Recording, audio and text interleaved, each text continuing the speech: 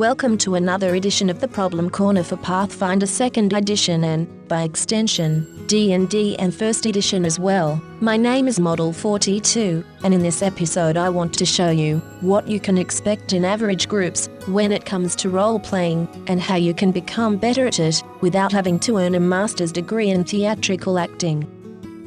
Many players, especially new ones, either expect to be this hobby as easy as children's card games, and are then surprised by the amount of rules, care, and work they actually have to put into such a game, or think that every session will be like an episode of the show, Critical Role, which many of us have watched, or at least know about. The latter expectation is called the Matt Mercer effect, since he as the showmaster and DM, and many of his players, really dive deep into their characters, change their voices, and unleash emotions in a theatrical way. And that is good. It is a show after all, and it needs to entertain. However, and many a long-running DM will tell you this is not like a real session, it is a show. Though some groups and all players will be able to do it like this, normally, you just talk about things, read rules, roll some dice, and get an explanation by the DM, how the story progresses, like a game.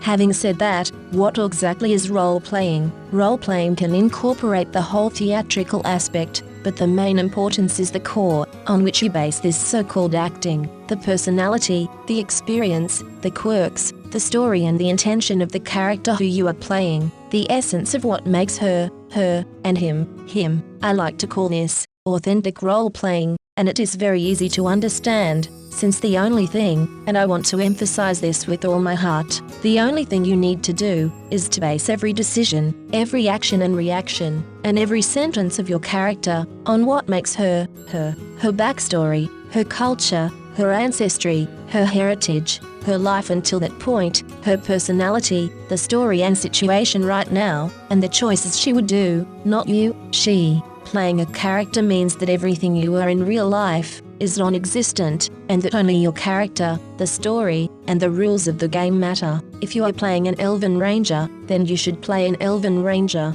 not a human, not a salesman, not yourself, not a dwarf, not a fighter, an elven ranger. But how can you do that, you might wonder? What does it mean for my role-playing?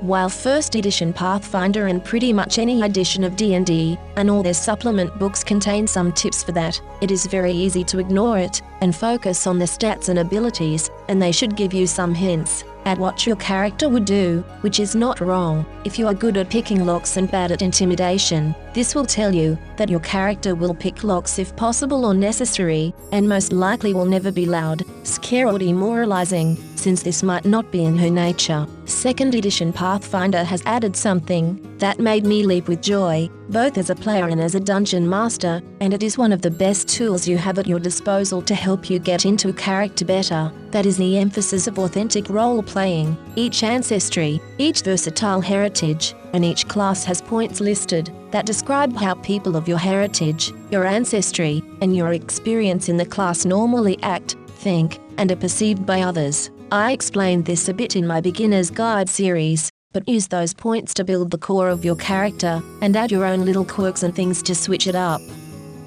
The guideline I personally use, and try to explain to my players, is that you take all 3 points listed under you might and write them down, if you have no versatile heritage, or take 2 from all. If you have 1, then write 4 short personality traits that you like and add them, for a total of 10. If you want the Elven Ranger to be brave and protecting as a fighter, or a caring being, likes to sing while bathing, or just is interested in collecting a bit of dirt from every country she was in, then use this to make the character your own, while maintaining the essence that is established in the world of Galarian. Even if you only have a few sentences of backstory, because of this personality, your character will feel authentic and real, if you base all decisions and actions you make on those 10 points. If you have listed that you spare people who surrendered, then you should adhere to that, and maybe try to convince the other party members to do the same. Even if they don't, you will not lay a hand on that person, and after witnessing this a few times, your character might get angry or even lose that personality trait, since she becomes numb to that heartless violence. Though you write your personality during character creation, just like in real life, it will change in time.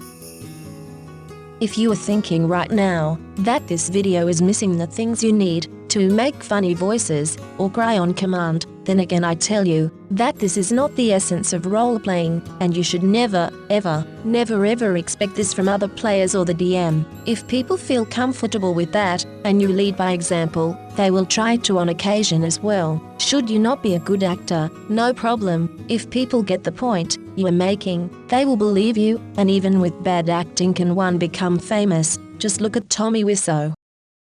If you want to know how you can do this for games that do not have those hints written out for you in the descriptions of races or classes, then read through them and note 3 things in their lore that seem to stand out and sound like it would be standard. It's a bit more work, but believe me, it will help you beating the only 2 hurdles you will face in a normal session of role-playing: believability and authenticity. If the things you describe and say make sense to all other players and the DM, because it feels like the Elven Ranger you decided to play, but with some quirks you established, then you are already among the best role players in the world, not only showing your creativity, but also inspiring others to give it their all as well. This I say with all the honesty and love in my heart. This, not the acting, is good role playing. I sincerely hope that this video helped you a bit in understanding the grasp of role-playing, that some work will always be part of the hobby, and that you only need to be true to a concept and established story, not to trying to grasp away the 50th Oscar of Meryl Streep. Please leave a like, subscribe for more content and guides of all kinds, and if you have more tips, or want to share your experiences, please do so in the comments. We would love to read them.